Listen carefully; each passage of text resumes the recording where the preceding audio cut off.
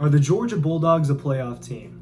That's been the consensus for the last few months, for pretty much the entire offseason. But recently, there have been some projections that they will not make the playoffs, that they'd still make a New Year's Six Bowl, but the playoffs are not in the cards according to some recent projections. I'll say one thing. This is a national championship roster, regardless of what the projections say. Ryan Curley from Dog Post here, bringing you all the details and some commentary along with that. So a few different outlets have, within the last few days, have had Georgia going to play in the Sugar Bowl, and the popular matchup would be against Iowa State. So that has not been just one outlet. CBS Sports has said that, ESPN has said that, College Football News has said that. So this is starting to gain some traction that maybe Georgia is not a playoff team. I'm not buying that quite yet. I know that recently, there is some reason to say, oh, well, Georgia might not make the playoffs. And obviously all of these are just projections. The season hasn't even started yet. They have Clemson 2 Saturdays from now. So nothing's started yet. These are all projections. That's what we're here for, the media, to talk about this stuff and to get things going. But it's interesting how it's starting to pick up, how that, and become a popular opinion that Georgia may just not have what it takes to get to the playoffs, let alone a national championship, which there seems to be a lot of pressure around here in Athens that's something that needs to happen because of how good this roster is and how good this team can be. And obviously the potential of this team is through the roof if you just go down and look at the names that are on the squad. But like I said, multiple places, with varying credibility, have Georgia playing in the Sugar Bowl against Iowa State. This has been, unless I've missed some, it's been 3 projections so far. I wouldn't be surprised if those keep piling in a little bit. And of course, it's because of the injuries. There's been several injuries to this team.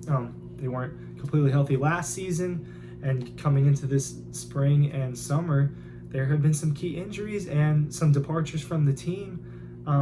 The most notable recent one is wide receiver / tight end Eric Gilbert leaving the team for personal reasons. Don't know a lot of details on that, but we know that he's taken some time off, and we don't know if he's going to come back. We don't know if he's going to, even play a snap for Georgia. So he was projected to come in and take a lot of that load and pressure off that came when George Pickens got hurt, and that's still a question mark if George Pickens is going to suit up for the Georgia Bulldogs this season. So those are 2 key injuries. One of them has not even played. And then heading into this Clemson game, or not an injury from Eric Gilbert, but not with the team right now. So, there's 2 key offensive pieces that they won't have against Clemson. Not to mention Dominic Blaylock's health is still in question. Marcus Rosemy-Jacksaint, they're saying is healthy now, but we haven't seen him play since last season. Karis Jackson has been dealing with injuries over the summer, and Jermaine Burton's dealt with injuries, but he's said to be healthy now. So this offense is not quite healthy, and they're probably not going to have all their weapons for the Clemson game in an ever so important opening game. It's not the end of the world if they lose, but obviously that's not the outcome that they want. So, and then if you look at the defense, Tyke Smith, the transfer from Virginia Tech, who was a second-team All-American last year and projected to have a great season, playing in that secondary for Georgia, who is, we don't know what the chemistry is back there, now just lost who was supposed to be a star. So, and that may not be for the entire season. It might just be for a couple of games, but again, we don't know how long it's going to take for this roster to get completely healthy. With impact players, as we don't know when that timeline's going to be, or if it will ever happen. So there is some concern, and that's why I believe, I don't know why else these projections will be happening, that Georgia might not be a playoff team. So then you have to look at what they do have outside of those injuries, and you have to look at, okay, what's Georgia working with? Are they a playoff team even outside of these injuries? And there's an argument for that. The Clemson game is starting to look more and more like a toss-up with all this. I think a lot of experts believed that Georgia was going to win before, and now People are starting to jump over to the Clemson side on that. But we have to look at what Georgia has beyond who's not going to play, at least for the foreseeable future, because that needs to obviously be the focus for the team. But for people rooting for Georgia, there's still a lot of positives, and there's a lot of great players on this football team. So, starting with the under center, JT Daniels is an experienced quarterback who showed last year that he can win games and he can put up numbers and some style points. And, they can win a shootout with the offense. With JT Daniels, he likes to throw the ball deep, and he's going to have weapons. He's going to have Jermaine Burton. There's a plethora of wide receivers. Darnell Washington will eventually come back. There's a potential that Eric Gilbert will come back. There's potential that George Pickens will come back. Karis Jackson will probably come back. All of these players, and it's beyond that. Adonai Mitchell, the freshman that showed some promise in the spring game. These are all weapons for JT Daniels. Let alone what I think has not been talked about enough recently is Georgia's backfield, led by Zamir White and James Cook. If you just look, that's your top four running backs in James Cook, Zamir White, Kendall Milton, and Kenny McIntosh, no particular order, could all be stars on most teams throughout the country, and they're all in the same backfield, and none of them are ever going to get extremely gassed or tired because they rotate them, and that just brings an element to the offense that not a lot of college backfields have. We've seen some Alabama ones in the past, we've seen some Georgia backfields in the past that are just loaded like this, and you can see how dangerous it is, especially when all of them are getting better and better in the pass game.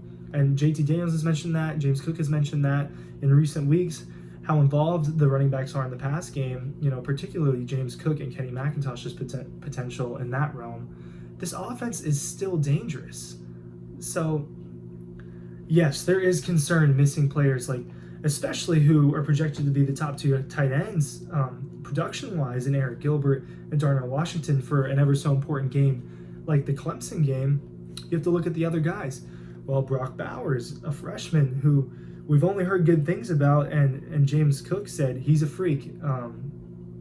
So he's someone that's getting a lot of buzz, who can come in and maybe make an impact immediately. They do have veteran John Fitzpatrick. It's not like they don't have players to back these guys up. So no, I don't think these injuries might not be the end of the world. But there needs to be some concern. Obviously, what's the cohesion going to be? All summer they've been working out with these players, and now, you're heading into a hostile environment, a top 5 matchup, a college game day matchup, the opening season against Clemson.